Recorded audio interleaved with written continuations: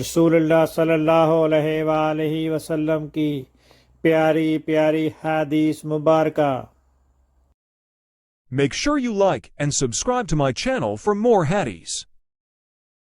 حضرت برا بن عازب رضی اللہ تعالیٰ عنہ سے روایت ہے، انہوں نے فرمایا کہ رسول اللہ صلی اللہ علیہ وسلم نے ہمیں 7 چیزوں کا حکم دیا: جنازوں کے ساتھ جانا، مریض کی بیمار پرسی کرنا، ٹھیکنے والے کو دعا دینا، دعوت دینے والے کی دعوت قبول کرنا، مظلوم کی مدد کرنا، قسم کھانے والے کی قسم کو پورا کرنا اور سلام کا جواب دینا۔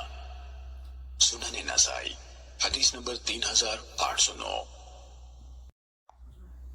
حضرت بریدہ رضی اللہ تعالیٰ عنہ سے روایت ہے کہ رسول اللہ صلی اللہ علیہ وسلم نے فرمایا، جو شخص کہے اگر میں نے فلاں کام کیا ہو تو میں اسلام سے لا تعلق ہوں، اگر وہ جھوٹا ہے تو پھر تو وہ واقعتاً اسلام سے لا تعلق ہے، اور اگر وہ سچا ہے تو پھر بھی وہ صحیح سالم اسلام کی طرف نہیں لوٹے گا۔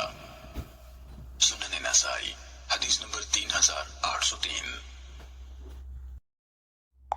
ام المومنین سیدہ ام حبیبہ رضی اللہ تعالیٰ عنہ بیان کرتی ہے کہ نبی صلی اللہ علیہ وسلم نے فرمایا، جو شخص ایک دن میں 12 رکعت بطور نفل پڑھتا ہے اس کے لیے ان کے بدلے جنت میں ایک گھر بنا دیا جاتا ہے۔ سنن ابو داود حدیث نمبر 1250۔